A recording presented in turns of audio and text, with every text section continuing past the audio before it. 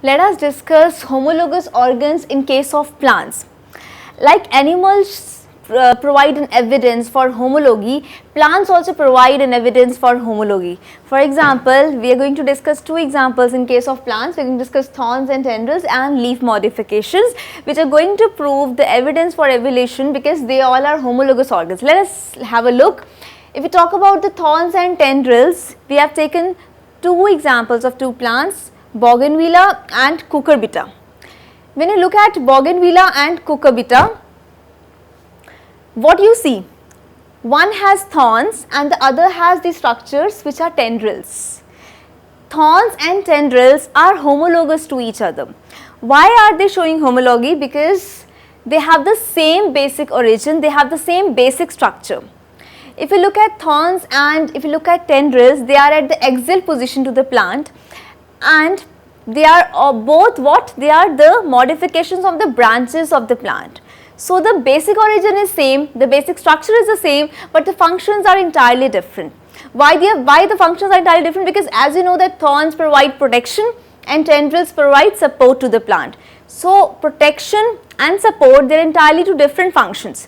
But since they have same basic structure, they show the same basic origin, that is why they are homologous organs in plants. So, remember the first example, thorns and tendrils in case of Bougainvillea and Cucurbita plant, they are homologous. Why? Because they have the same basic origin, they are the modified branches and they are at the axial positions in a plant, but they are homologous. Why? Because they have different functions. Thorns provide protection and the tendrils of the plant provide support to the plant, they are supportive in nature. So, these thorns and tendrils are homologous organs in case of plants. Let us have another look at the next example, that is in case of leaves. When you look at the leaves of a few plants, you will see that they look entirely different from appearance, but when you talk about the functions, they are also different. But when you talk about the anatomy, it is entirely the same, the basic structure is the same. That was in case of animals as I told you, but in case of plants also this homology is observed in case of leaves. When you look at the first example, we have pitcher plant, we have Venus flytrap, Pocentia and cactus. The pitcher plant is an insectivorous plant. Similarly, Venus flytrap is also an insectivorous plant, means they eat insects. So, the leaves are modified in such a way that can help these plants to catch insects. In case of pitcher plants, leaves are modified into pitchers like this to catch insects, and in case of Venus flytrap, leaves modified into these jaws which is helping this plant to catch its prey, to catch insects.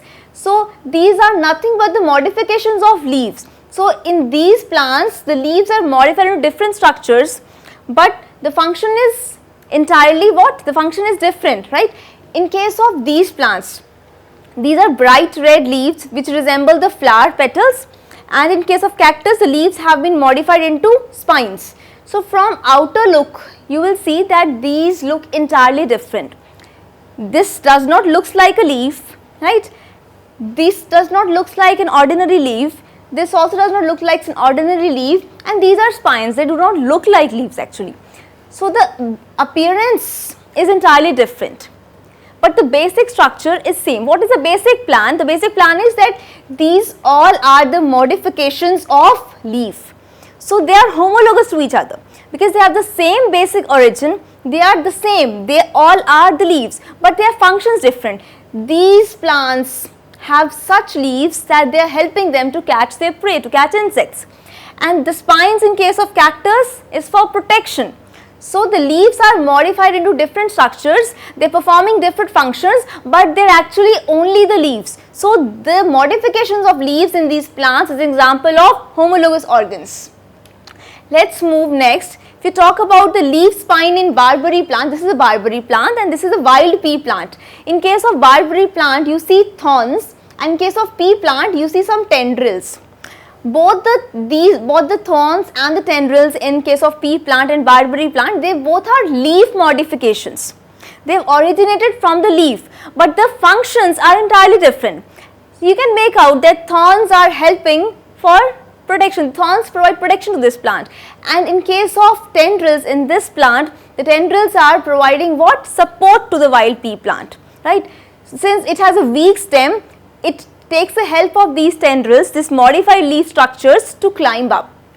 So these thorns in barberry plant, or you can say the leaf spine, it looks like thorns but it's actually a leaf spine in case of barberry plant, and in case of pea plant there are tendrils. Both of them are modified leaf structures but they are performing entirely different functions. Leaf spine is for protection and the tendrils, which is again a modification of leaf, it is for support. So leaves are the homologous organs in case of plants. So we have discussed two examples, thorns and tendrils, which are homologous to each other, and we have discussed some leaf modifications. So these are two examples which you need to cite when you have to discuss homologous organs in case of plants. I hope you understand this well.